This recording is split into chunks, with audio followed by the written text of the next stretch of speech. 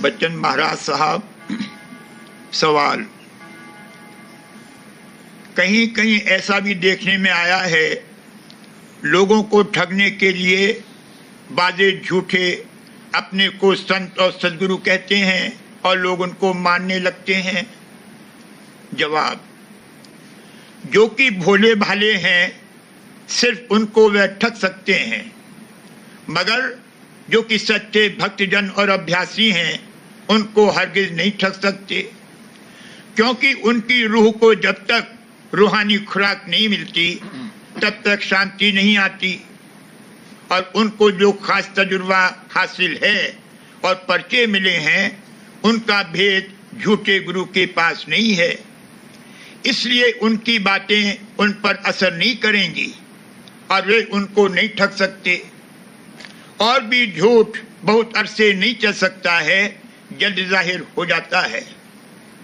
सवाल, जैसे और मत के लोग वक्त के गुरु न होने से टेकी हो गए हैं, वैसे ही राधा स्वामी मत वाले भी सदगुरु के गुप्त होने के बाद टेकी हो जाएंगे। जवाब, राधा स्वामी जाल की यह मौज नहीं है कि जिन्होंने उनकी शरण ली है वे और मतों के जीवों की तरह टेकी हो जावें।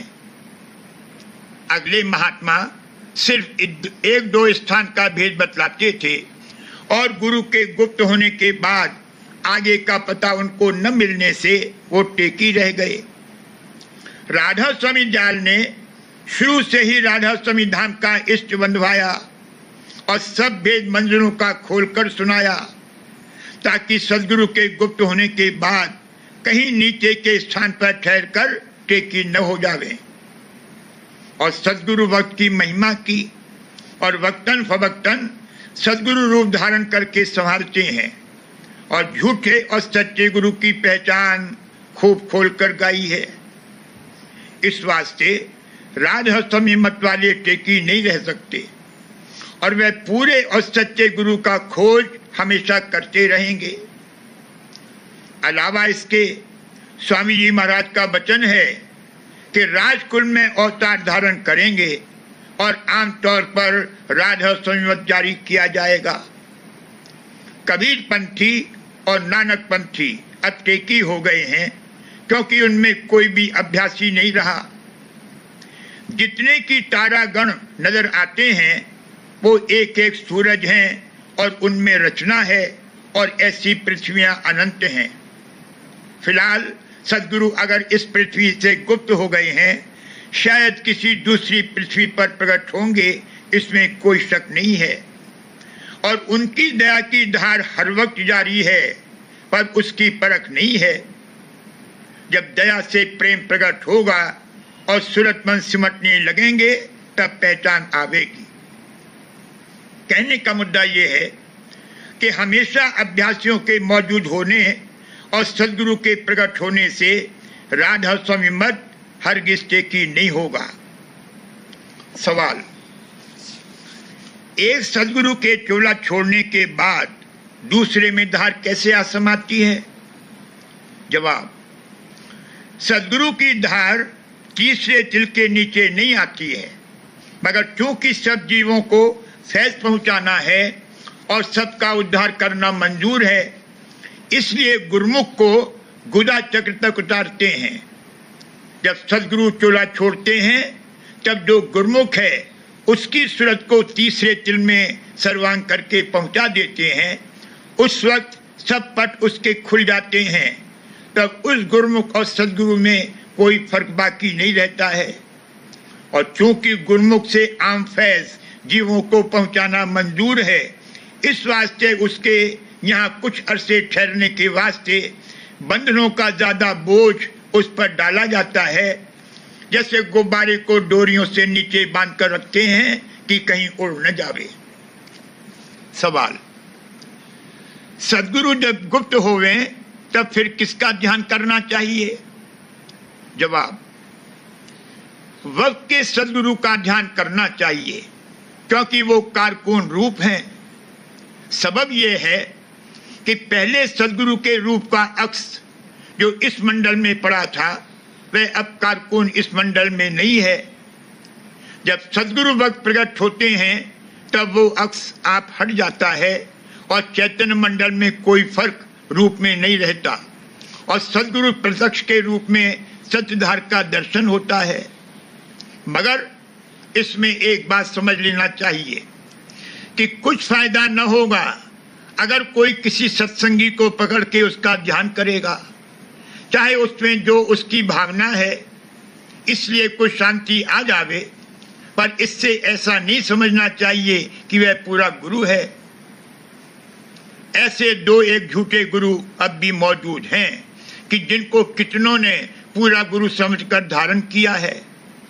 वे कहते हैं कि हमारी तरक्की होती है और स्वरूप दरसता है, मगर हकीकत में उनको असली तरक्की की खबर नहीं है और वो नहीं जानते हैं कि सदगुरु का स्वरूप प्रकट होना सहज नहीं है और जब प्रकट होता है तब क्या सूरत मन और सूरत की होती है, उनकी भावना का भी क्या ठिकाना है। असल में उनके कर्म ही ऐसे हैं तब झूठा गुरु मिला है, क्योंकि ऐसा गुरु उनके और सच्चे मालिक के बीच में गोया पर्दा है। दुनिया के लोग भी तो खुदा या ईश्वर को सच्चा मालिक समझकर बैठे हैं। बाइस ये है कि उनके कर्म ऐसे ओछे हैं कि अभी वह पूरे गुरु से मिलने के काबिल नहीं है। जैसे एक भेड़ के पीछे कुल भेड़ जाती हैं, वही हाल लोगों का हो रहा है। और सदगुरु जब गुप्त होते हैं तब भी वो धार मौजूद है, यानी उलट नहीं गई है बल्कि सिमटी हुई है। अगर पिंड के ऊपर से उलट जावे तो कार्रवाई बंद हो जावे। सिमटने से मतलब ये है कि जैसे ज्वार के वक्त लहर जोश से आती है वैसे नहीं आती, जैसे हुगली नदी ज्वार के वक्त बहती है। वैसे तो नदी बहुत हैं, मगर जिसका रुख समुंदर से मिला हुआ है उसकी महिमा ज्यादा है और उसमें भी जिसमें कि ज्वार भाटा होता है उसकी महिमा विशेष है। इसी तरह जिस रूप में की धार आकर कार्रवाई करती है उसकी महिमा भारी है। धार तो एक ही है, पहले गोया हुगली में आती थी, अब दूसरी नदी में आती है, मगर समुद्र एक ही है। वैसे ही भंडार और धार एक ही है, सिर्फ द्वारे यानी देही का फर्क है। सवाल, कहते हैं कि बगैर गुरुमुख के सदगुरु की कार्रवाई जैसी की चाहिए वैसी प्रकट नहीं होती और पूरे तौर से दया नाजिल नहीं होती, ये ठीक है या नहीं? जवाब, पहली नजीर देखो कि कबीर साहब के धर्मदास गुरुमुख थे, चूड़ामन उनके बेटे थे, उनके पीछे कोई गुरुमुख नहीं हुआ तब कार्रवाई बंद हो गई। गुरु नानक साहब के भी इसी तरह जब कोई गुरुमुख न रहा तब कार्रवाई गुम हो गई। दादू साहब के गुरुमुख सुंदरदास थे, उनकी और जगजीवन साहब की भी गद्दी इसी तरह गुम हो गई। लेकिन मुताबिक हुक्म राधा स्वामी दयाल के जो बराबर गुरुमुख होते आवेंगे तो फिर स्वतः संत कैसे आवेंगे? जब स्वामी जी महाराज और हुजूर महाराज एक दफा बाप और बेटे होकर शहंशाही खानदान में आवेंगे तो स्वामी जी महाराज स्वतः संत होकर आवेंगे। इसलिए किसी वक्त गुरुमुख का आना भी बंद हो जाएगा, पर दया बराबर जारी रहेगी।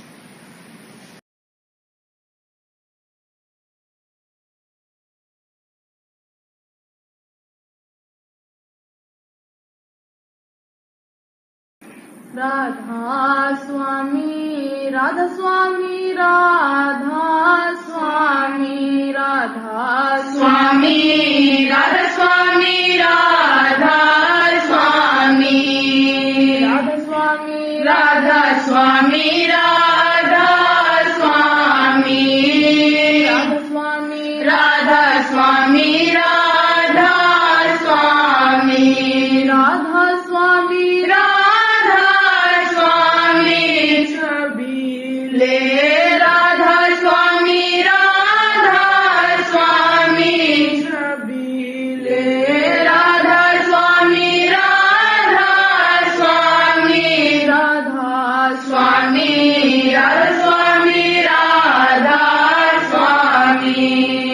राधा स्वामी राधा स्वामी राधा स्वामी राधा स्वामी राधा स्वामी राधा स्वामी राधा स्वामी राधा स्वामी रंगीले राधा स्वामी राधा स्वामी रंगीले राधा स्वामी राधा स्वामी राधा स्वामी राधा स्वामी राधा स्वामी राधा स्वामी राधा स्वामी राधा स्वामी राधा स्वामी राधा स्वामी राधा स्वामी राधा स्वामी राधा स्वामी राधा स्वामी राधा स्वामी राधा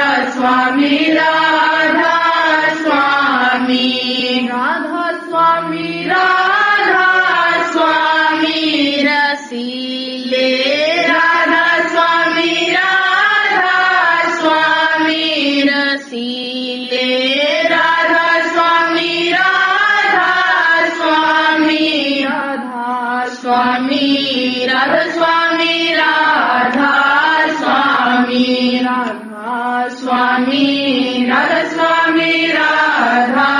स्वामी राधा स्वामी राधा स्वामी राधा स्वामी राधा स्वामी राधा स्वामी राधा स्वामी राधा स्वामी राधा स्वामी राधा स्वामी दयाला राधा स्वामी राधा स्वामी दयाला राधा स्वामी राधा स्वामी राधा स्वामी राधा स्वामी राधा स्वामी राधा राधा स्वामी राधा स्वामी राधा स्वामी राधा स्वामी राधा स्वामी राधा स्वामी राधा स्वामी राधा स्वामी राधा स्वामी राधा स्वामी पिया हरे राधा स्वामी राधा स्वामी पिया हरे राधा स्वामी राधा स्वामी राधा स्वामी राधा स्वामी राधा स्वामी राधा स्वामी राधा स्वामी राधा स्वामी राधा स्वामी राधा स्वामी राधा स्वामी राधा स्वामी राधा स्वामी राधा स्वामी राधा स्वामी राधा स्वामी अडोला राधा स्वामी राधा स्वामी अडोला राधा स्वामी राधा स्वामी राधा स्वामी राधा स्वामी राधा स्वामी राधा स्वामी राधा स्वामी राधा स्वामी राधा स्वामी राधा स्वामी राधा स्वामी राधा स्वामी राधा स्वामी राधा स्वामी राधा स्वामी राधा स्वामी राधा स्वामी राधा स्वामी राधा स्वामी अबोला राधा स्वामी राधा स्वामी अबोला राधा स्वामी राधा स्वामी राधा स्वामी राधा स्वामी राधा स्वामी राधा स्वामी राधा स्वामी